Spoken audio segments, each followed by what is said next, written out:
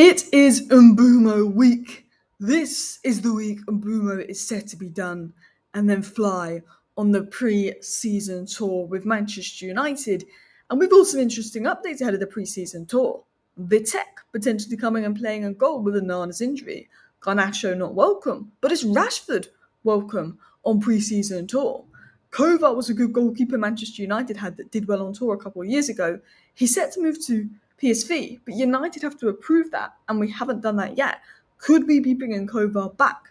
What is happening with the exits? What is happening with Garnacho? What is happening with Rashford and Mbeumo? Everything going on inside Manchester United and Saudi. Please come and save us, because we have a lot of players, and there is a few clubs interested in our players. But some of our players, they don't even want to go. They don't want to go. It feels like Jadon Sancho turning down Chelsea over 25 grand a week. It looks like apparently Chelsea offered Jadon Sancho 200k a week. He would have been on 225k a week at Man United right now because we're not in the Champions League. Chelsea just won the Club World Cup. Sancho didn't want to go to Chelsea. He'd rather run down his contract at Man United. A couple of our players rejecting Saudi, which, look, I can't blame our players for rejecting Saudi. I can't blame Garnacho for rejecting Saudi because, he's very young. But it's annoying. It's annoying. We want you to go. Højlund go to Inter. Garnacho just leave. Sancho just leave. But there is reports coming out that Al Hilal may turn to attacking options at Manchester United, which one, you standard to low Al Hilal. No, I'm only joking. Two, please. The problem is, I thought about this. Højlund's not going to go to Saudi. Garnacho's already rejected Saudi. Rashford's already rejected Saudi. Anthony's doing everything he can for Real Betis. That is moving so slow. It's so infuriating.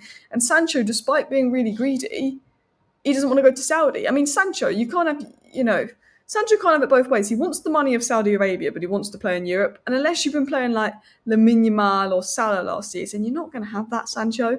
So I think Sancho's just going to run down his contract, to be honest. But, I mean, Al Hilal, if you want to go and buy one of our deadwood players, please give us 50 million for Anthony, and maybe hopefully Anthony be willing to go to Al Hilal. But I don't even know if there's a solution there, to be honest. But yeah, let's get into other news and stories. And I do apologise if there's some background noise because I have got aircon on because I'm on holiday and it's super hot. But also news is coming out that Manchester United has the option to match a €7 million offer to re-sign Kovac for Bayer Leverkusen. So Kovac obviously has gone to Bayer Leverkusen as their second goalkeeper. Pretty good, pretty impressive young player, group of his feet, and he's set to go to PSV for €7 million. But the deal isn't done until Manchester United approve it, and Manchester United will approve it. So Manchester United have got a couple of days to see if they want to match the €7 million offer to re-sign Kovac or let him go to PSV. Now, I think Kovac's going to PSV to be the first choice keeper. If he comes to United, he's not a guaranteed first choice keeper. Do I think he's better than Bayendir from the little bits I've seen of him? Yes, I do. Do I think he could start our first games of the season? Yes, I do. But we just don't know if he's the answer. I don't see Manchester United paying €7 million to bring back Kovac. I think had we just sold Bayendir, potentially it's something that we explore. But because Onana's still here, Bayendir is still here, we have got Vitek that's a bit younger, that's had a very good loan spell. I think we are going to let him go to PSV, but there could be a goalkeeper twist there with Kovac. I like Kovac. I'm open to him coming back, but I don't think we'll do it. But we do have a young goalkeeper in Vitek that's a very good loan who could be getting his chance. So there was reports of Vitek leaving, going out on loan again, but that has gone on hold. Vitek is set to travel with the team and is set to start in their first game on tour in New Jersey on July 27th with Onana out. So Vitek all of a sudden is now going to start on tour, which I like to see. I said if Onana being out means we see Bayendir in goal, I don't get why people are saying it's a blessing in disguise Onana getting injured. I was like, Bayendir is not better than Onana. But if this Onana injury gives an opportunity to Vitek, and Vitek takes this opportunity and does well, potentially we could save a bit of money on a goalkeeper. Now look, we can't expect Vitek at 21 years of age to be the answer, but Onana is injured. Bayendir is nowhere near good enough. Let's see what Vitek can do. If he's not the answer, we send him out on loan. He's 21. He's still got time. And we'll know to bring in a keeper. I mean, we need to bring in a keeper regardless. Even if Vitek looks good, there's a part of me that says you just don't know bring in a keeper. Like, we need to bring in a keeper regardless. Onana's injury will put more pressure on us to bring in a keeper. And it might open the door to see Vitek and see how he does. Because we need someone that's going to challenge Onana. Bayendir isn't good enough to challenge Onana. Onana's been poor, but Bayendir has been worse. So we need someone that's really going to challenge Onana, because we've sort of accepted Onana's injured. He's not going anywhere this summer. And also the wages, the book value, it's really hard to sell Onana. Despite United wanting to sell him originally, they realised it's going to be near impossible. So Onana's not going anywhere. So we can't afford a 30, 40 million keeper. Despite links, we can only afford a 10 million keeper that's going to challenge Onana.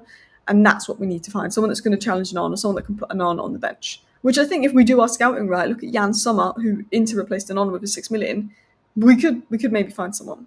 But let's talk about Mbeumo, because this is Bryan Mbeumo week. So, Mike McGrath, who's a very credible journalist, said the other day that Bryan Mbeumo to Manchester United this week before the squad's tour is expected to join Manchester United this week before the squad's tour. Breakthrough in negotiations is expected in the coming days. He said that a couple of days ago. Everybody has sort of suggested in the reliable journalist scene that on Monday we could expect a breakthrough for Mbeumo.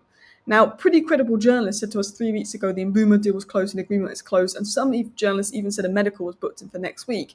It's been 3 weeks since Mbeumo's supposed medical, and that was never booked in, and that never happened. So even when reliable journalists are telling us that there's going to be a breakthrough for Mbeumo in the next few days, and Mbeumo's going to be done in the next few days, it's hard to believe them. But Mike McGrath is very well informed. He hasn't said much on the Mbeumo situation. He's not someone that keeps giving updates on it for clicks. He's someone that's been very quiet on it.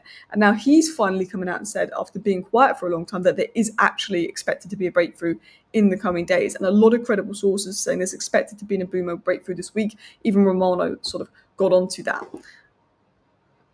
Pete Hall said that one move that United expect to complete before flying out to America is the purchase of Mbeumo. This is one that is not dependent on outgoings.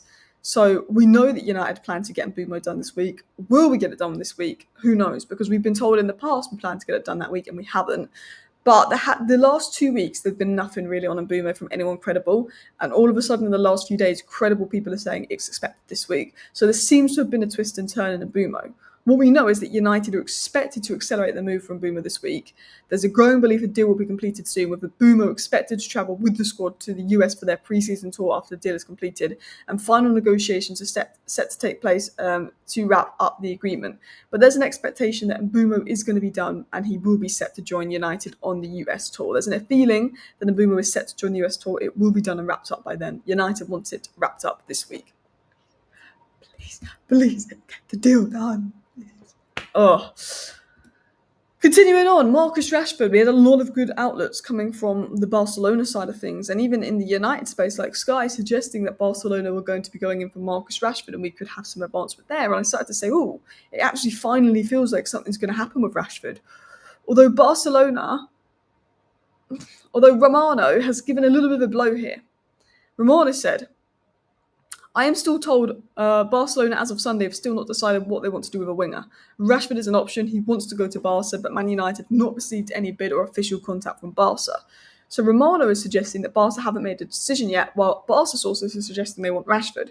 Sky Sports suggested that Man United expect to hear from Barcelona in the coming days as they step up their pursuit for Rashford.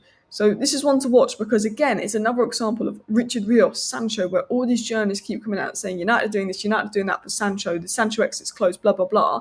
And Romano goes, the Sancho exit isn't closed. Barcelona prefer Cancelo. Juventus prefer Cancelo. And then we hear Richard Rios is closed and Romano hasn't said anything on it. And this is another case of now we're being told Rashford is closed, but then Romano and Ornstein won't say anything on it. And then it gets annoying because we hear all this news, keep getting told it's closed. And then the guys that are in the know that can kind of confirm if it's closed or not say nothing. And it's like, have we actually just done nothing for 3 weeks? These 3 weeks of waiting for this third and boom med, have we actually done nothing? Is there actually no progress on outs or this or that? It's so infuriating.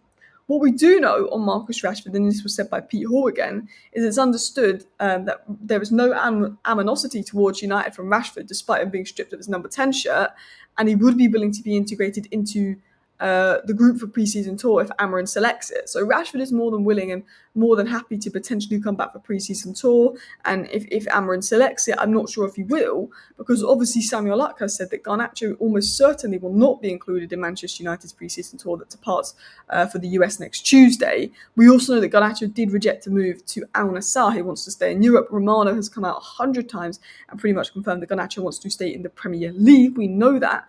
But Samuel Lucas is saying that Garnacho will not be included. So if Garnacho is not included, I assume Sancho won't be included, Antony won't be included, and Rashford won't be included. But Peter was suggesting that Marcus Rashford would be more than happy to reintegrate. Marcus Rashford's been training, but training separately to the squad. But Marcus Rashford is making it clear to Amorim, look, I'm more than happy to come back and train with you guys. I know I want my move, but I'm not going to cause issues. It'll be interesting to see if any of Rashford, Antony, Sancho, Malacia, Garnacho are reintegrated back. Garnacho definitely won't be. I have a feeling Rashford won't be because he's only going to training after Amorim leaves, and it just feels weird, the vibe there. but Marcus Rashford is more than willing to come back and train in the meantime. Anyway, thank you for watching today's video. See you next time. Bye.